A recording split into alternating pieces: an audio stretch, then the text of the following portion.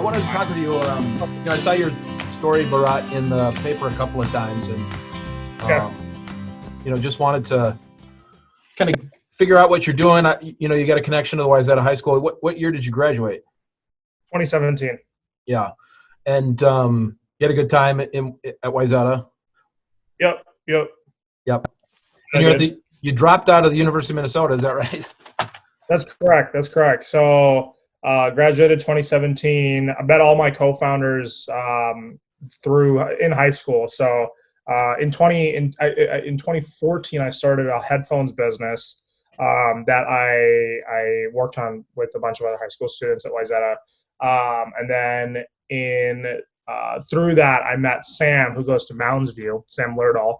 And him and I became friends because we both competed against each other in the Minnesota Cup, which is a startup competition at the University of Minnesota for startups, basically. Sure. So that's how him and I met, and then we stayed in touch. And then Josh and I met. So I was in NHS, and our NHS senior project. That's National Honor Society for people that don't know, right? Yeah. So National Honor Society. And our senior project was something called Startup Weekend. So basically, we hosted an entrepreneurship boot camp that lasted a weekend at the University of Minnesota's Carlson School, and that's how Sam, Josh, and I kind of became a little team, because we continued to host those events. Which was awesome. Like Google sponsored one of them, which was really cool because they were going pretty well. And then I graduated high school, went to the University of Minnesota. I was majoring in management information systems.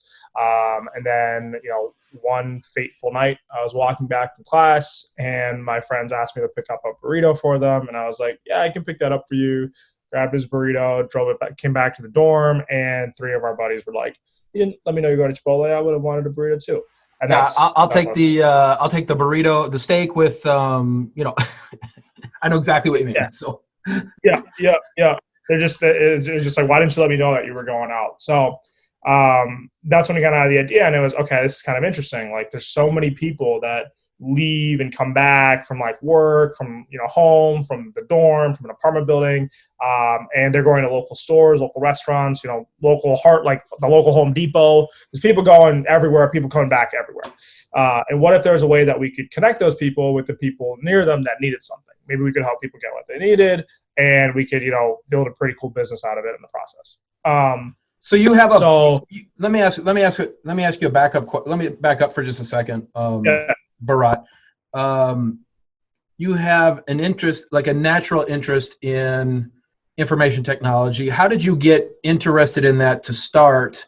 And what did you study, or how did you teach yourself or train yourself, et cetera? Talk to me a little bit about that. Yeah, I mean, I think it's a little bit, my parents have always kind of pushed me in that direction. The expectation was never to go into engineering, they're like doctor, lawyer, engineer. It wasn't my dad and my mom were really different, because they were like, do what's going to make you happy and go build something amazing. My dad's always like, I was born in India. And so my dad grew up in a rural part of India. And he says, if I can go from rural India to, the United States and living in Maple Grove, Minnesota, what can you do if you're living in Maple Grove? You have to do 10x that, Yeah. So he's always set a pretty cool standard in that way. And they've been really supportive. I think first of all, parents, family, they set me on the right course. But I think the, other kind of thing was when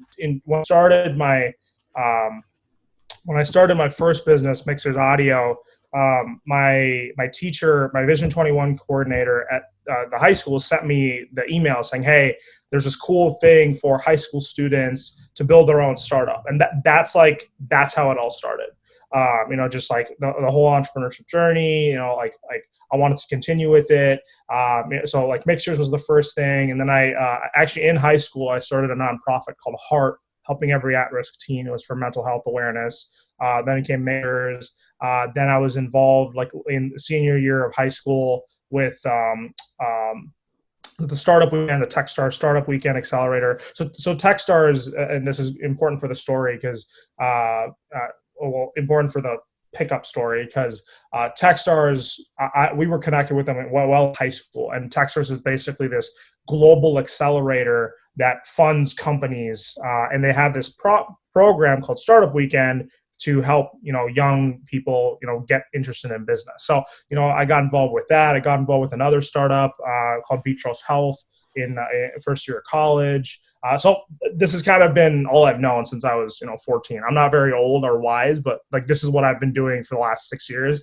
And this is kind of how I got involved into it. I kind of picked up skills along the way with respect to like IT and, just random things just from doing business that I just picked up along the way, like financial modeling and all that stuff. But some of those things kind of just came as time went on. Then what happened? You're having success. You drop out of school, which takes guts. And I'd use another word, except I'm going to put this online and have this still be family friendly. Yeah. But you expanded in Madison. You're in Lincoln. COVID-19 and coronavirus happens. What drops on the United States and the globe? What happened to you to Pikup? I mean, I vividly remember this because, just to give you some context, like Madison was was our first venture outside of Minnesota. Madison was our first venture outside of Minnesota. It was a big risk we were taking, and we were like, all right, let's go try the campus. And the reason we decided to try the campus was because we started to see people start using Pikup in Madison completely organically. Like we never did any marketing there. Someone downloaded the app and were like, let's use Pikup today. I'm like, this is really cool. Like that doesn't happen for a lot of businesses, like someone just picking it up and using it. So we were getting a lot of traction. We had merchant partnerships. We had properties working with us. We had, quite a few users on campus. And, that we got, like, we work with ambassadors on every college campus. And our campus lead texted us and he said, hey, I don't think students are coming back after spring break. And I was like, what do you mean? Like we were planning to go to Madison the weekend after, right. We had the entire plan. We're planning to go back to Madison. We're like, what do you mean? Like, what do you mean school's not, that's like, what do you mean? And he's like, yeah, school's not. So, and then, we saw, he screenshotted the email the dean sent. And we're like, well, shit, there goes our, excuse my language. There goes our business. Right. There goes. And here's the thing. So Pikup's unique compared to other delivery services because we don't charge the people using the platform anything. So if you and your neighbor wanted to organize a pickup to Cup Foods today, you can do it. You can download the app, be like, hey, I'm going to Cup Foods. App handles, all the reimbursement, all that stuff. The way we make money is we work with merchants. So we charge merchants a monthly subscription fee. And in turn, they basically offer you a perk. So for example, let's say Cup Foods is a partner of ours. Actually, Kowalski's. Kowalski's is a partner of ours now. They're launching 11 stores in the Twin Cities. Let's say Kowalski's. Hey, I'm going to Kowalski's. Do you need anything? You go. You go. Let's say I join your pickup. I don't pay anything other than the items I ordered. Kowalski's will give you a perk for doing that. So right now it's $5 off every $30 spent. So if you pick up $30 worth of stuff from me, you get $5 off on top of what you bought there, and then you bring it back. And so we work with merchants, is what I'm trying to say. And the problem is that when all the students go home, we don't have anyone driving traffic to the merchants. So all the merchant partnerships we got evaporated, basically overnight because Madison's a very, college heavy town. Like UW-Madison is the city there.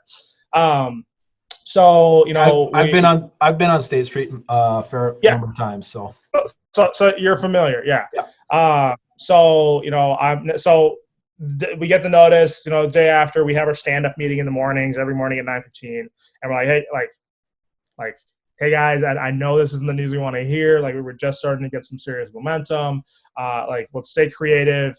Nobody worked today. Let's just take the day, just to figure out something to survive. That evening I posted in our neighborhood. So I live in Maple Grove. I posted in our neighborhood's Facebook group and I was like, hey, a few students at the University of Minnesota and we built this cool app. We know the COVID, is taking its grip right now. And, delivery is really expensive and, we could all use a friendly face now and then. We built this app that lets neighbors coordinate trips and organize trips to local grocery stores and request trips to local grocery stores if they need them. And if you want to help your neighbors at this time, please download the app and give it a shot. I'd love your support. Something along those lines. We had 40 people download the app in the first 3 weeks. So I was like, oh, well, that's kind of interesting that we've never seen that happen that quickly before. Sure. So the week after, we decided to do something. We launched something called Neighborhood Leads, which basically a neighborhood can, someone that wants to bring pickup to their neighborhood can sign up to be a neighborhood lead. And we will work with them to help them, help understand, what is their neighborhood like? How do we get more people on board? Do they have a next door? Do they have a mailing list? Do they have a Facebook group? All those things. And if they get 5 people in the neighborhood, we will print invitations to join Pickup and mail them to everyone else in the neighborhood. So it's kind of a great way to get people involved that way. So we did that. 35 neighborhoods signed up from March 20th to April 1st in the Twin Cities. April 1st to now, we had an additional 100 sign up. And April 1st, around that week, we got some really good press coverage, so that definitely helped. And so, that's where we're at today. And right now we're working on partnering with merchants, retailers, and restaurants to help them do a few things. One, increase delivery supply, because we know delivery can be hard to come by, especially now because everyone's trying to use delivery. And 2, reduce congestion in their stores. And 3, drive volume if they're not able to get people to come in. So Kowalski's and a few other partners are working with us on launching that in the next week or 2. So that's where we're at today. Sounds like a pretty cool idea that's gaining quite a bit of traction. Interesting to hear you using old school print media to do marketing for a cutting edge app. So yeah, I mean, it's you gotta think where people are gonna see the material, right? Like I can put a bunch of money into Facebook ads, but if my next door neighbor is more likely going to open the mailbox and see the pickup invitation, I'm going to put more money into that. So. Right. You got to go where they're at. Why don't you plug the website for me, Bharat, and then tell me anything else that you've got planned in terms of maybe a project outside of Pickup. Yeah. So the website is trypickup.com/get started. That's where you can download the app and learn more and verify your neighborhood if you're interested. So TRYPIKUP, not PICKUP, but PIKUP.com/get started. If you're interested.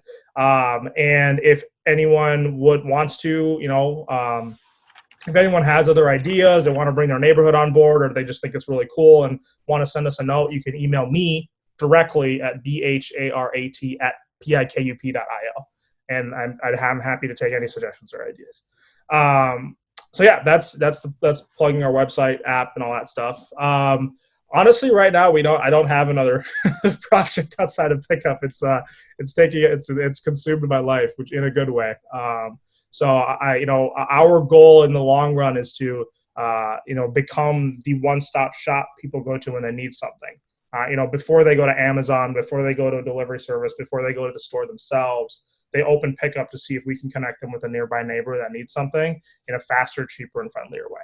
And that's what we're trying to do. So until we do that, there's probably not going to be any more side projects for me.